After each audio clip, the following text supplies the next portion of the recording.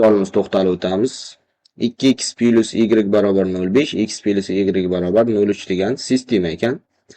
Xullas, mana shu sistemani qay tariqa ishlay olamiz? Demak, bu yerdan biz yo x larni yoki y larni qisqartirib olishimiz kerak, to'g'rimi? Y larning koeffitsiyentiga qaraydigan bo'lsak 1, buniki ham 1. Qisqartirishimiz uchun har doim koeffitsiyentlar bir xil bo'lishi kerak. Va koeffitsiyentlar bir xil bo'lib, oldidagi ishoralar bir xil bo'lsa ayirish usulida ishlaymiz. Agar oldidagi ishoralar har xil bo'lsa qo'shish usulida. Masalan, mana bu yerda bir xil kelgan, ya'ni plus, shuning uchun ayirish usulida ishlaymiz. Agar bular plusga minus kelsa qo'shish usulida ishlardik. Endi ayirguncha yuqoridan pastni ayiramizmi yoki pastdan yuqorini ayiramizmi? Savol paydo bo'lib qoladi. Buning uchun biz tengdan keyingi raqamga qaraymiz. Tengdan keyin 0,5, mana ikkinchisida esa 0,3. Demak, tengdan keyin qaysi biri katta bo'lsa, o'shandan boshlab ayriladi. Demak, 0,5 dan 0,3 ayrilishi kerak. Buning uchun yuqoridan pastga ayiramiz. Mana bergan 1 bor degani. 2x dan x ni ayirsam x, y dan y ayirsam 0 bo'lib ketadi qisqarib. X teng, demak 0,5 dan 0,3 ni ayirsam 0,2 ga teng bo'ladi. Endi 0,2 ni istagan biriga olib borib qo'yaman. Istasam yuqoriga, istasam pastga. Keling, pastga qo'yamiz. X plus y barobar y barobar 0,3. Xo'p, bizga x ning qiymati mana 0,2 chiqdi. 0,2 ni olib kelamizda mana bu x ni o'rniga qo'yamiz. Shunda 0,2 plus y bo'ladi. Barobar 0,3 ga. Bu yerdan y ni qiymatini topadigan bo'lsam 0,3 ayrilgan 0,2. Xo'p, y teng 0,1 ga teng bo'ladi. Keyingiga to'xtalib o'tamiz. 4-inchisi albatta ko'rib turganimizdek, mana sistemada x ni koeffitsiyenti 4, x ni koeffitsiyenti 5. Bu yerda x ni koeffitsiyenti 1, bu yerda esa 1 yana. Bir xil bo'lmagani uchun buni bir xillikka olib kelishimiz kerak. Buning uchun nima qilamiz? Masalan, x larni qisqartirmoqchi bo'lsangiz, pastni ko'paytirasiz yuqoridagi x ning koeffitsiyentiga, ya'ni 4 ga, yuqorini ko'paytirasiz pastdagi x ning koeffitsiyenti, ya'ni 1 ga. Agar bu 2 bo'lsa 2 ga. Endi bu yerda 1 kelibdi 1 ga, shuning uchun. Va qaytadan yozib olamiz. 1 ga ko'paytirsam hech narsa o'zgarmaydi. Shuning uchun ustqochi yozib qo'yaman. 4x plus 5y barobar 1,3 ga. Pastni yozsam 4 ko'paytiraman x ga 4x plus 4 ni ko'paytiraman y ga 4y barobar 4 ni ko'paytiraman 0,3 ga 1,2 ga teng bo'ladi. Endi qisqartiramiz. Demak, yuqoridan pastni ayiramiz. Sabab mana 1,3, bu 1,2. 4x dan 4x ayirsam 0, 5y dan 4y ayirsam y, 1,3 dan 1,2 ayirsam 0,1 ga teng bo'ladi. Endi y ni qiymatini istalgan biriga olib borib qo'ysam bo'ladi. Kelingizlar, bu safar yuqoridagiga qo'yamiz. 4x plus 5y barobar 0,1. Uzr, 1,3. Endi mana bu y ni o'rniga 0,1 ni olib kelib qo'yaman. 4x plus 5 ko'paytirilgan 0,1, sababi y qiymati 0,1 ga teng, barobar 1,3. Xo'p, 4x plus 0,5 barobar 1,3. 4x barobar 1,3 ayrilgan 0,5. 4x barobar 0,8. Ya'ni 1,3 dan 0,5 ayirsam 0,8. Endi x barobar bo'ladi shunda. X barobar 0,8 bo'lingan 4. Xo'p, x teng 0,2 ga teng bo'ladi. Ana ikkita qiymatimiz ham bizga tayyor. O'tamiz. Bizda aytibdi 144 x plus 217y teng 64,9, 48x plus 64y teng 20,8. Bu misolimizda ishlashda ikki xil usuli bor. Birinchi usuli 48 ni yuqoriga ko'paytiramiz, 144 ni pastga ko'paytiramiz. Ikkinchi usuli 144 ni, ya'ni x ni qisqartirmoqchimiz-ku, to'g'rimi? Bo'lib ko'ramiz 48 ga. 48 ga bo'lib ko'rgan vaqtim 3 degan qiymat kelib chiqadi. Demak, pastni biz ko'paytirishimiz kerak nechiga? 3 ga. Ya'niki 48 144 dan 3 marta kichik bo'lgani uchun ikkalasini tenglashimiz uchun pastni 3 ga ko'paytirib oldim. Endi sistemani alohida mana bu yoqdan yoza olaman. Yuqori o'z holicha yoziladi. 144x plus 217y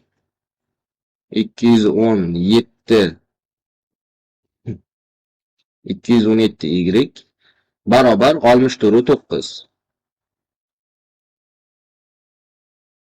64.9. Endi pastini yozadigan bo'lsam 48 ni ko'paytiraman 3 ga, yana 144x plus 64 ni ko'paytiraman 3 ga, 64 ni xullas ko'paytiraman 3 ga. 3. Xo'p, 192y barobar 20.8 ni ko'paytiraman 3 ga, demak 62.4. Xo'p, endi bu misolimizda albatta ayirish usulida ishlaymiz. 144x ni ayirib tashlasam 0 bo'ladi. 217 bilgan 192. Demak 25y barobar 64.9 dan 62.4 ayirib tashlasam 2.5 ga teng bo'ladi. Xo'p, bu yerdan y qiymatini topsam 0.1 ga teng bo'ladi. Endi istalgan biriga olib borib qo'yamizda x ni qiymatini topamiz. 48x, masalan, ikkinchisiga olib borib qo'yamiz. 48x plus 64y barobar 20.8 ga. Xo'p, y ni o'rniga 0.1 ni qo'yadigan bo'lsam, 48x plus 64 ko'paytirilgan 0.1 barobar 20.8 ga. Xo'p, 48x plus 6.4 barobar 20.8 ga. Xo'p, bu yoqdan yozib ketamiz. 48x 20.8 ayrilgan 6.4. Xo'p, 48x barobar endi ayirib tashlaydigan bo'lsak, adashmasam bu yerda 14.4 bo'ladi. Xo'p, bu yerdan x ni qiymatini topadigan bo'lsam, demak 14.4 bo'lingan 48. X teng 0.3 degan qiymat kelib chiqadi. Keyingisiga to'xtalib o'tamiz. Keyingisi, demak x plus y barobar 0.5, 12.75x taqsim 36x plus 10y barobar 0.25. Shuni endi soddalashtirishimiz kerak. Mana buni tagida bir bor deb tasavvur qilamiz va Kris usulida proporsiya qilamiz. 1 ni ko'paytiramiz 12.75 ga. Demak 12.75x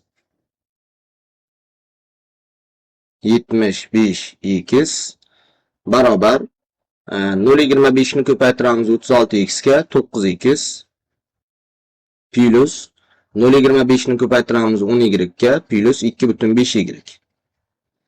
Endi mana bu holicha turib turadi. Endi hammasini chap tomonga o'tkazamiz. Demak 12.75x minus 9x minus 2.5y barobar 0 ga.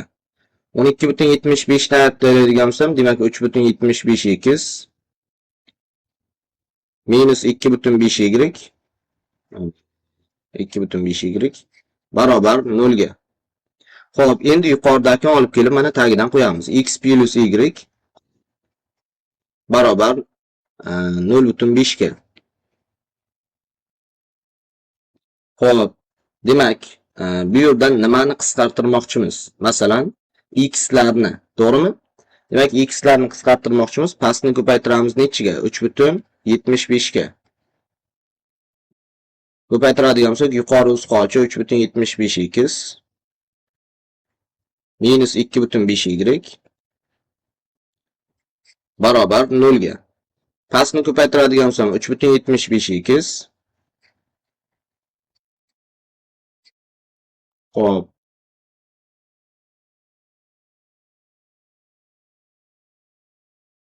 Plus 3,75y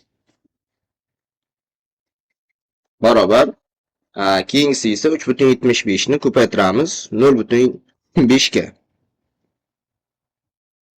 0,5 ga. 1,875. Endi nima qilamiz? Ayirib yuboramiz. Demak, pastdan yuqorini ayirsak, mana bu x lar qisqarib ketadi. 3,75y dan ayiramiz 2,5y ni. Mana 3,75 y ayrilgan minusdan 2,5y.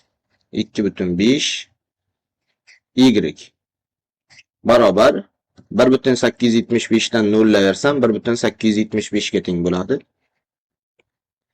Xo'p, endi mana bu ikkalasi qo'shish bo'lib ketadi. Sababi ikkita minus kelgan. 3,75y ikkita minus plus bo'ladi 2,5y barobar 1,875 ga.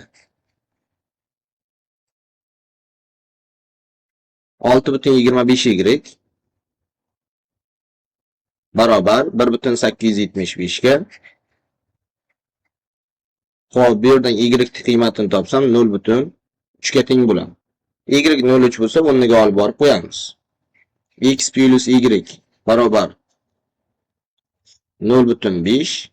Y o'rniga 0,3 qo'ysam, x plus 0,3 barobar 0,5. X teng 0,5 ayrilgan 0,3. X teng 0,2 degan qiymat kelib chiqadi.